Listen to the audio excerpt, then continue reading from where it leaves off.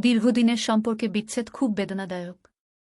যদি শোনেন প্রাক্তন নতুন সম্পর্কে জড়িয়েছেন বা বিয়ে করেছেন, জানলে সেই খবর কারো জন্যই সুখকর অনুভূতি দেয় না।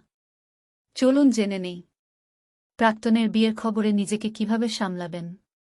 প্রাক্তন বিয়ে করছেন মানে আপনার জীবন শেষ, এমনটা ভাবার কোনো কারণ নেই। সবার আলাদা জীবন রয়েছে। তিনি তার জীবনের সিদ্ধান্ত নিয়েছেন, তাই এখনই আপনাকে বিয়ে করতে হবে এমনটাও নয়।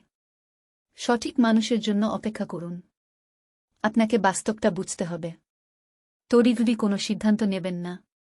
প্রাক্তনের বিয়ের ছবি, ভিডিও বিভিন্ন প্রোফাইল থেকে ঢুকে দেখা বন্ধ করুন। প্রাক্তনের নতুন জীবনের নানা রকম পোস্ট দেখে আপনার মন খারাপ হতে পারে। আপনি অজান্তে অসুস্থ হয়ে যেতে পারেন। তাকে জীবনের সবকিছু থেকে মুছে ফেলুন। মিউচুয়াল বন্ধুদের এড়িয়ে চলুন। আপনার প্রাক্তনের বিয়ে নিয়ে কোনো খবর আর শোনার কোনো প্রয়োজন নেই। প্রাক্তনের বিয়ের খবরে হয়তো কষ্ট হচ্ছে, কান্না পাচ্ছে। কেঁদে নিন, রাগ সামলে নিন। ইমোশন চেপে রাখবেন না।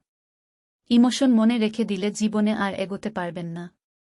যদি অবসাদ গ্রাস করে, তাহলে আপনি বন্ধুবান্ধব কিংবা পরিবারের সঙ্গে বেশি করে সময় কাটান। কিছুদিন কোথাও থেকে ঘুরে আসুন, কষ্ট কমে যাবে।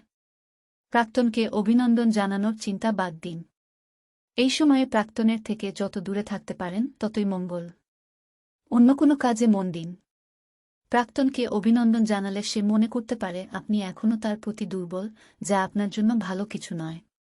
নিজেকে ভালোবাসুন, এটিই সবচেয়ে গুরুত্বপূর্ণ।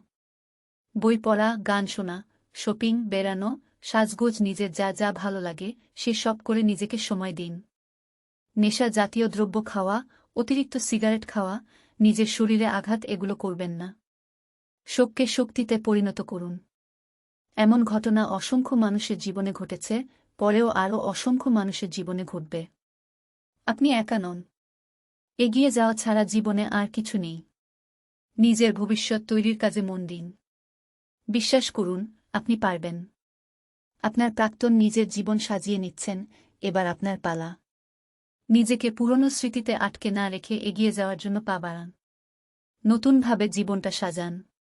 কারো জন্য জীবন সময় থেমে থাকে না। আপনি অবশ্যই পারবেন। আশা হারাবেন না, বিশ্বাস করুন, একদিন সব ঠিক হয়ে যাবে। হয়তো আজকের দিনের কথা মনে করে একদিন আপনি হেসে দিবেন। কারণ সময়ের সাথে ফিকে হয়ে যায় অনুভূতির তীব্রতা।